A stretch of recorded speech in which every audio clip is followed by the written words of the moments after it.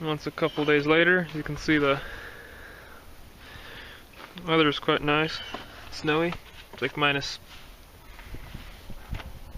degrees right now. I think it's around like -4, but anyway, you got the throttle body off, just the two 13mm bolts that hold it on, and the two cables for the cruise control and the throttle.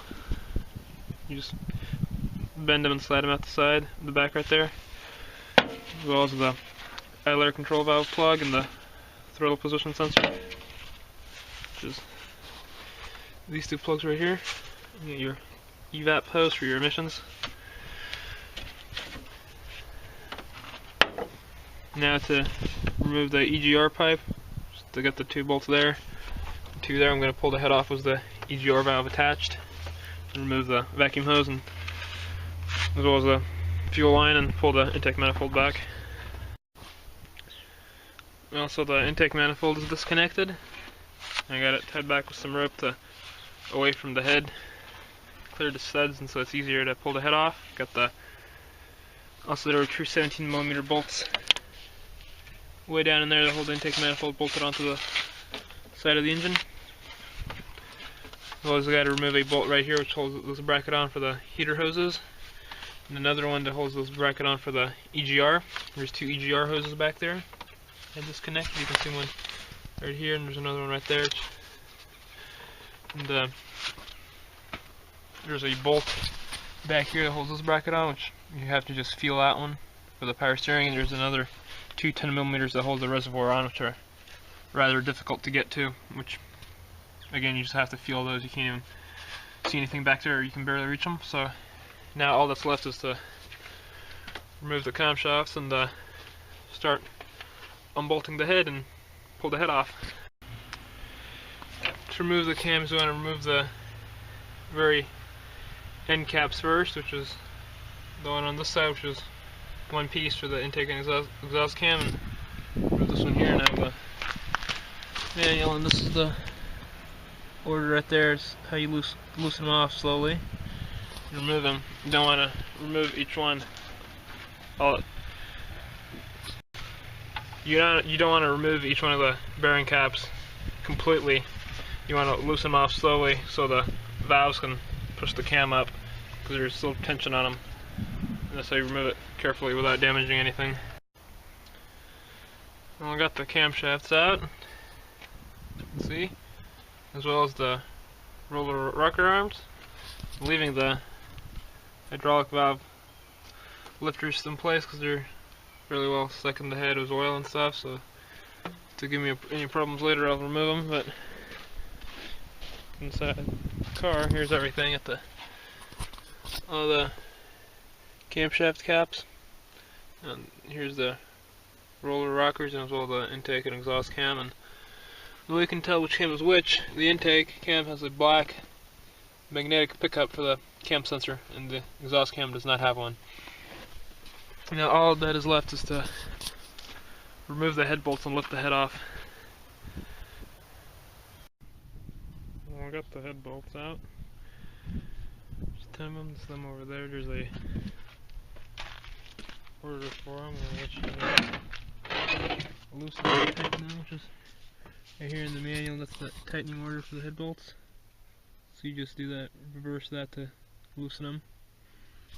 So it's 1, 2, 3, 4, 5, 6, 7, 8, 9, and 10, and you just do that reverse order of that to remove them.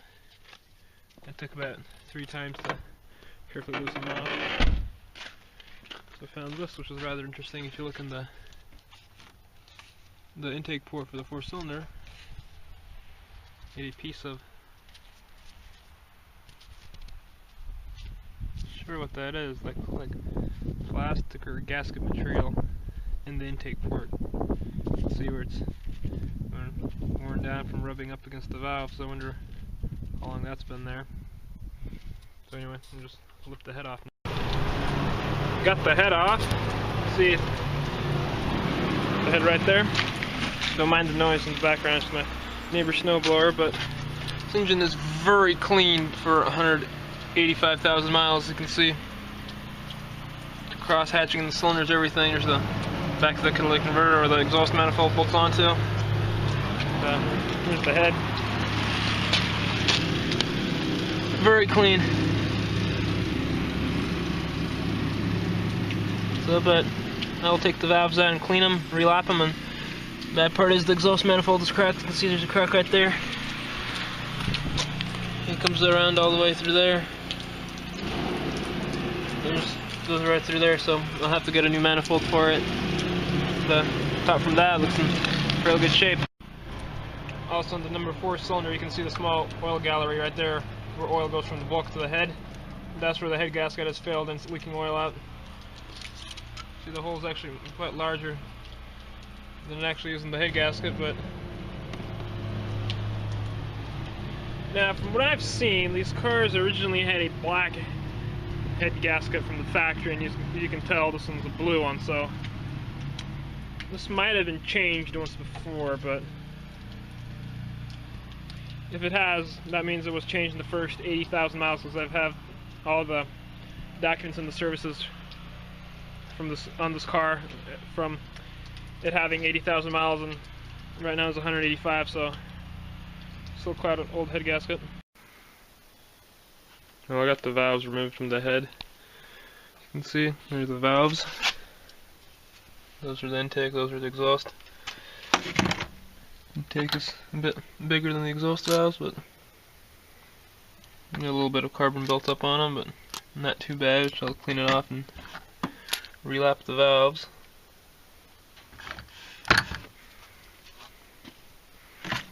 I also got the combustion chambers cleaned. Still got number 4 left to do, and as well as the exhaust ports cleaned out.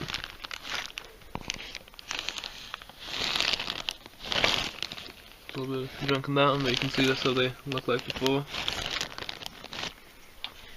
Carbon buildup isn't very bad for 185,000 miles. The intake ports are very clean. There's some carbon buildup if you look in there deep, but I'll clean that out as well. Map seats look to be in really good condition. Now just to clean out number 4 and the exhaust port on it as well, and clean the deck surface, and to clean the intake ports. There's the EGR valve. Got it removed, which that will have to be cleaned as well. You can see the EGR valve that goes off the back of number 4 right here. See, that's where it, a better view. That's where it bolts on right there. If you shine the flashlight through, you can see the EGR port and the exhaust port of the number 4 cylinder.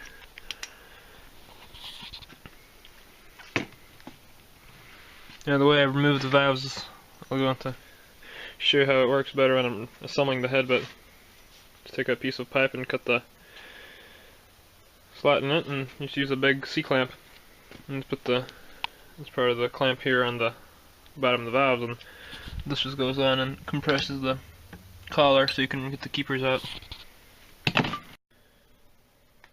Got the head cleaned up. You can see, got the deck cleaned as best as I can. Don't mind the lines, you can see where the cylinder seal, which is discoloration, it's all perfectly flat. And then take the ports cleaned as well. Now to flip it over and remove the valve stem seal. Now to remove all the valve stem seals, which are those things right there, and just come off with pliers. They're not on there very tight, so just pull them off just like that.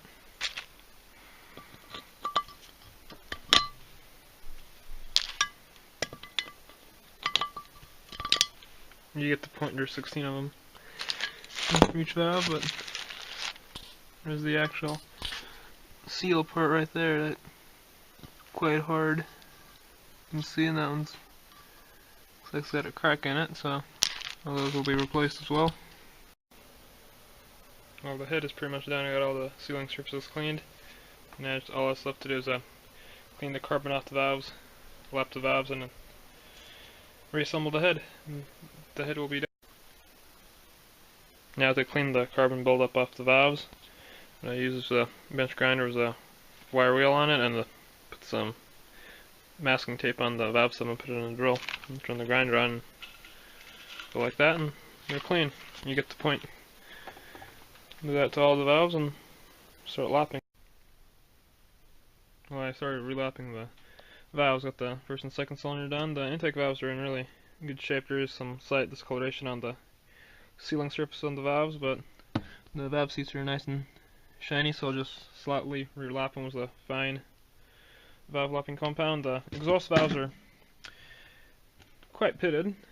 This is what they look like before. You can see all the sealing surface is all dark and a little rust pits in them, so are the seats. You can see some pitting and discoloration in them. This is what the exhaust valves look like after lapping. Try to focus, but you can see there's still some slight pitting, and the seats did come out really nice though, compared to that one there, but it will run. Ideally you would want to take this to a machine shop and get new valves done and get a proper 3-angle valve job done, but mine do still had decent compression on it, and I'm not going to pay the money for the machine shop to do it, so just do it myself. It's a basic method, it will work. Now the way to relap the valves is you take the valve grinding compound and you put it on the sealing surface. Very important not to get it on the valve stem because it'll destroy the valve guides if you do get any on it. Apply. I don't need much, that's about enough, and then oil the valve stem properly.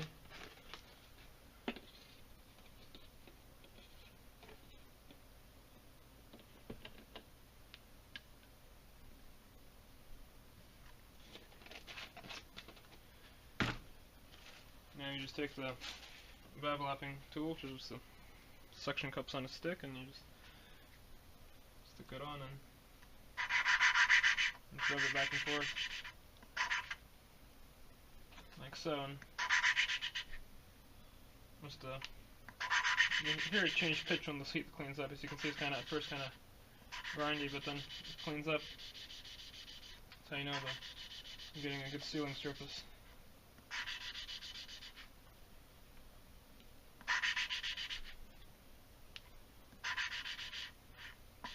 Now you can put a power drill on the valve stem from the back and spin it with the drill, but the valve stems on this head are recessed into it, so you can't really do that, but you have to be quite careful. If you use that method, you can damage the valve guides if you're not careful.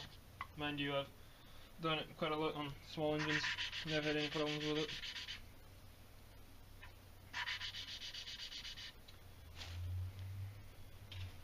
Now the intake valves are in really good shape on this head, so they don't need a lot of lapping. The exhaust valves need quite a lot more attention.